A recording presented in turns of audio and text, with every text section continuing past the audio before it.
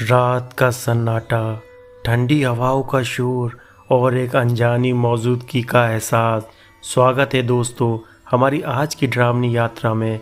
क्या आप तैयार हैं उन रहस्यों को जानने के लिए जो अंधेरे में छुपे हैं? तो बिना देर किए चलिए शुरू करते हैं ये हॉरर सफ़र। अपने दिल को थाम लीजिए क्योंकि अब जो होगा वो आपकी रूह को हिला देगा। दोस्तों आज की कहानी है पहाड़ों के बीच बसा एक सुनसान गांव, जहां पर सूरज की रोशनी भी पूरी तरह से नहीं पहुंच पाती थी। वहां रहते थे रिया और अर्जुन, एक दंपत्ति जिनकी शादी को 7 साल हो चुके थे, लेकिन उनके घर में बच्चों की किलकारी कभी नहीं गूंजी। हर मंदिर, हर डॉक्टर, हर दवा आजमा चुके थे, लेकिन नतीजा वही, निराशा। आखिरकार शहर के एक बड़े अस्पताल में डॉक्टर ने सुझाव दिया, सरोगेसी आपका आखिरी रास्ता हो सकता है। गांव में यह बात अजीब थी, लेकिन रिया और अर्जुन ने हिम्मत जुटाई। गांव के किनारे एक टूटी फूटी झोपड़ी में रहने वाली मालती उनके लिए तैयार हुई। मालती एक अकेली औरत थी जिसके बारे में कोई ज़्यादा नहीं जानता था। उसकी उम्र करीब 40 के आसपास होगी। चेहरा सूखा हुआ, आंखें गहरी काली जैसे किसी गहरे कुएं में डूबा अंधेरा। उसकी चुप्पी और ठंडी मुस्कान लोगों को असहज कर देती थी, लेकिन रिया और अर्जुन को उसकी ज़रूरत थी। उन्होंने उसे पैसे, खाना और रहने की जगह देने का वादा किया। मालती ने सिर्फ सिर हिलाया और कहा, मैं कर दूंगी। डॉक्टरों ने भ्रूण प्रत्यारोपण की प्रक्रिया पूरी की। मालती उनके घर के पीछे बने एक छोटे से कमरे में रहने लगी। शुरू के कुछ हफ्ते सामान्य थे। वह खाना खाती, सोती और दिन में कभी कभी बाहर बैठकर आसमान को देखती, लेकिन रिया को उसकी हरकतें अजीब लगने लगीं। मालती रात को अक्सर जंगल की ओर चली जाती, अपने साथ एक पुरानी लालटेन लिए। कभी कभी उसकी झोपड़ी से फुसफुसाहट की आवाज़ें आती, जैसे वह किसी से बात कर रही हो। रिया ने एक रात खिड़की से देखा, मालती जंगल में एक पेड़ के नीचे खड़ी थी। उसके चारों ओर मिट्टी में अजीब से निशान बने थे और वह कुछ बुदबुदा रही थी। रिया ने अर्जुन को बताया, लेकिन उसने हंसकर टाल दिया। गर्भवती औरतों के अपने तरीके होते हैं, उसे अकेले छोड़ दो। लेकिन रिया का मन नहीं माना। उसने मालती पर नज़र रखना शुरू कर दी। एक दिन जब मालती बाहर गई थी, रिया उसके कमरे में दाखिल हुई। वहीं एक पुरानी लकड़ी की मेज पर एक मोटी फटी हुई डायरी पड़ी थी। डायरी के पन्नों पर काले स्याही से अजीब चित्र बने थे। एक गर्भ में बच्चे की आकृति जिसके चारों ओर काले धब्बे थे और कुछ शब्द जो किसी प्राचीन भाषा के लिखे हुए थे। एक पन्ने पर लिखा था, जो मेरे गर्भ से जन्म लेगा वह उसकी आत्मा का हिस्सा होगा। रिया का दिल धक धक करने लगा। उसने डायरी को वापस रख दिया और वहाँ से भाग निकली। तीसरे महीने में मालती का पेट असामान्य रूप से बड़ा होने लगा। डॉक्टर भी हैरान थे। यह असंभव है, उसने कहा। यह गति सामान्य नहीं है। मालती को देखने में अब कुछ डरावना सा लगने लगा था।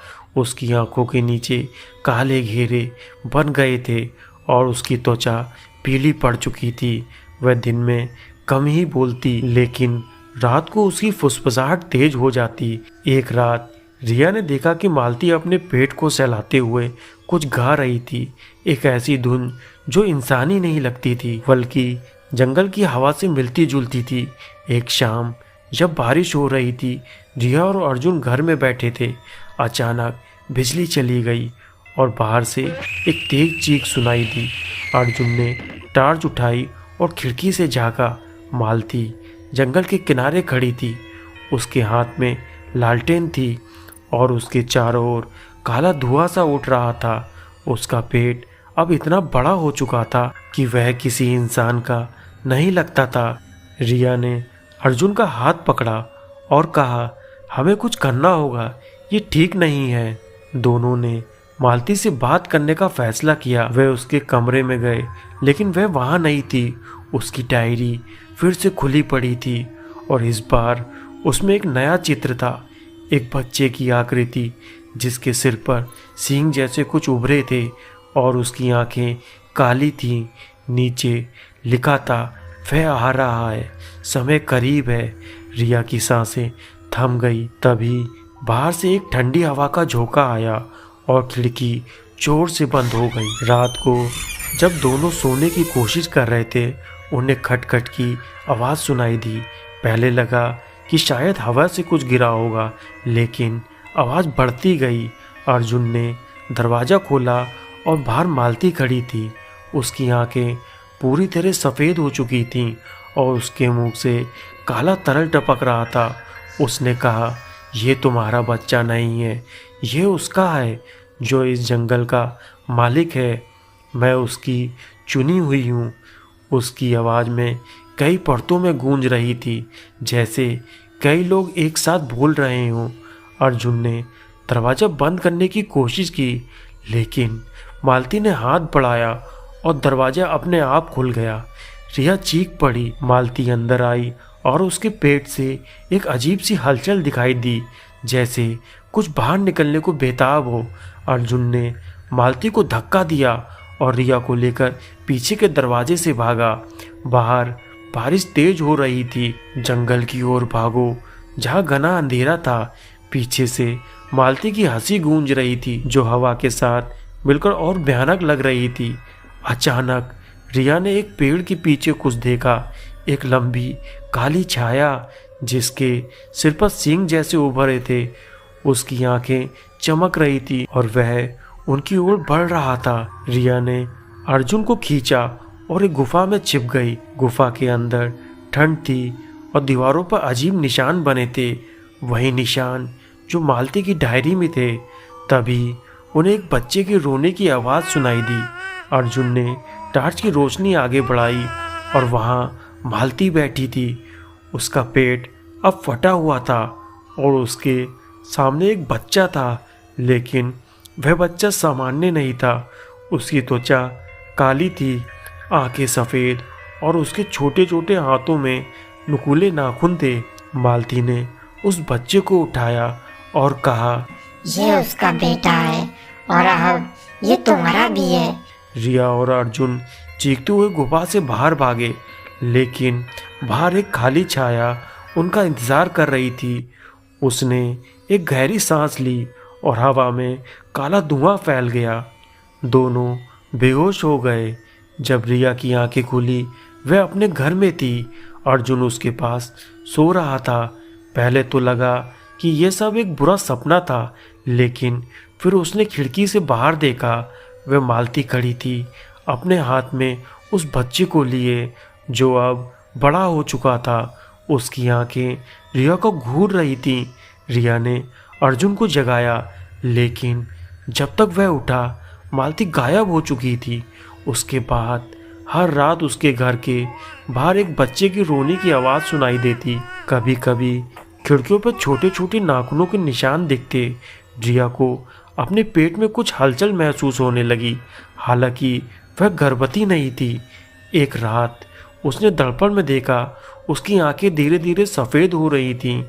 गांव वालों को कहना था कि रिया और अर्जुन एक दिन अचानक गायब हो गए। उनकी जगह जंगल में एक नया छाया दिखाई देने लगी, एक औरत की जो लालटेन लिए बुदबुदाती रहती थी। और हर पूर्णिमा की रात जंगल से एक बच्चे की हंसी गूंजती है, जो सुनने वालों के खून को जमा देती है। रिया और अर्जुन के गायब होने के बाद गांव में सन्नाटा पसर गया। उनके घर की खिड़कियां टूटी हुई थीं, दरवाजे पर नाखूनों के निशान थे और कमरे में मालती की डायरी अब भी पड़ी थी, जिनके पन्ने हवा में लहरा रहे थे। गांव वालों ने उस घर को छूने की हिम्मत नहीं की। कुछ का कहना था कि जंगल में अब 3 छायाएं दिखती हैं, और औरत की, एक बच्चे की और एक लंबी सींग वाली आकृति की। हर पूर्णिमा को जंगल में हंसी और चीखों का मिश्रण सुनाई देता है, जो रात को और भयानक बना देता है।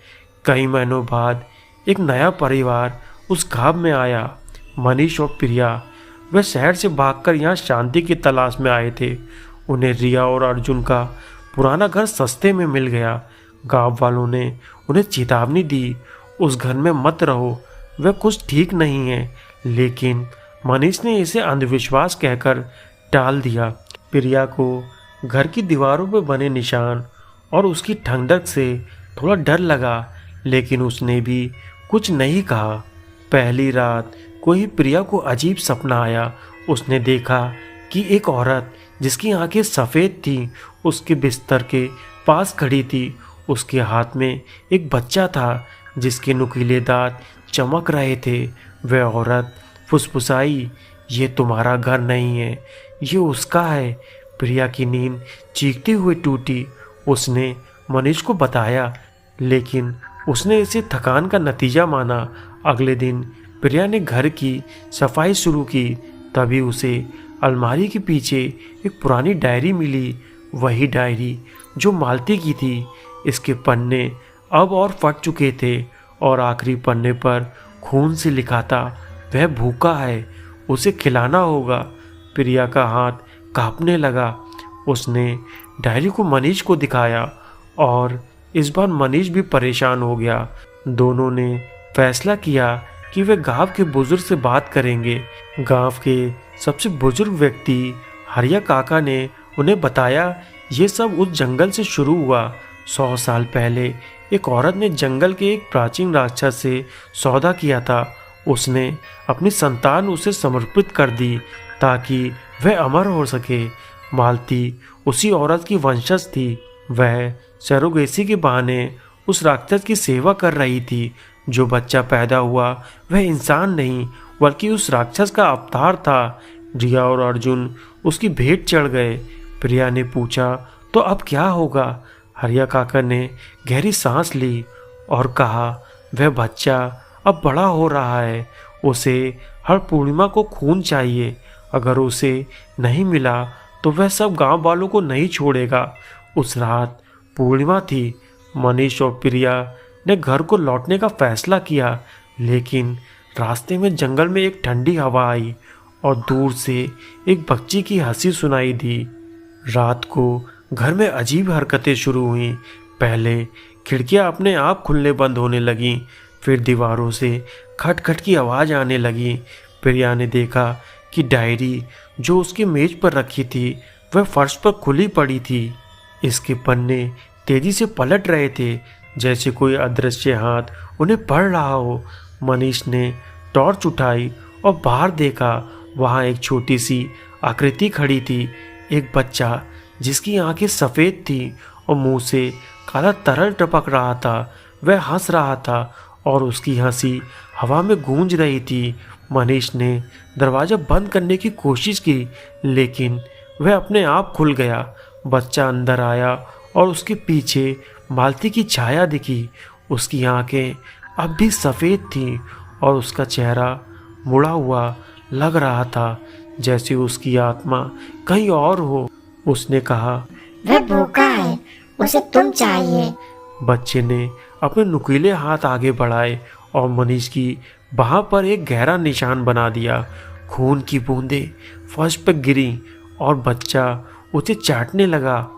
प्रिया ने मनीष को खींचा और दोनों घर के पीछे बने तहखाने में छिप गए। वह पुरानी किताबें और मिट्टी के बर्तन पड़े थे। प्रिया को एक किताब मिली जिसमें जंगल के राक्षस का जिक्र था। लिखा था, उसे हराने का एकमात्र तरीका उसकी संतान को नष्ट करना है, लेकिन जो उसे मारने की कोशिश करेगा वह उसकी भेंट बन जाएगा। तभी तहखाने का दरवाज़ा टूटने की आवाज़ आई। बच्चा अंदर आ गया और उसके पीछे वह लंबी सींग वाली छाया थी। जंगल का राक्षस की आंखें लाल थीं और उसकी सांसों से काला धुआं निकल रहा था। उसने गहरी आवाज में कहा, मेरी संतान को कोई नहीं छू सकता। प्रिया ने हिम्मत जुटाई और पास पड़े एक पुराने तलवार से हथियार को उठाया। उसने बच्चे की ओर वार किया, लेकिन तलवार उसके शरीर से आर पार चली गई, जैसे वह हवा हो। बच्चा हंसा और प्रिया की ओर बढ़ा। मनीष ने उसे रोकने की कोशिश की, लेकिन राक्षस ने उसे दीवार से टकरा दिया। प्रिया ने आखिरी कोशिश में तहखाने में पड़ा पुराना तावीज़ उठाया जो किताबों में लिखे संकेत से मिलता जुलता था। उसने उसे बच्चे की ओर फेंका। तावीज़ बच्चे से टकराते ही एक तेज रोशनी फैली और बच्चा चीखते हुए काले धुएं में बदल गया। राक्षस गर्जना करते हुए गायब हो गया, लेकिन जाने से पहले उसने कहा, मैं लौटूंगा, मेरा श्राप तुम्हें नहीं छोड़ेगा। सुबह हुई और मनीष व प्रिया जिंदा थे, लेकिन उनकी आंखों में अब एक अजीब खालीपन था। उन्होंने गांव छोड़ दिया, लेकिन जहां भी गए उन्हें अपने पीछे एक बच्चे की हंसी सुनाई देती। गांव वालों का कहना था कि जंगल में अभी मालती की छाया दिखती है और हर पूर्णिमा को एक नया बच्चा पैदा होता है, राक्षस की संतान, जो अपनी भूख मिटाने के लिए गांव की ओर बढ़ रहा है।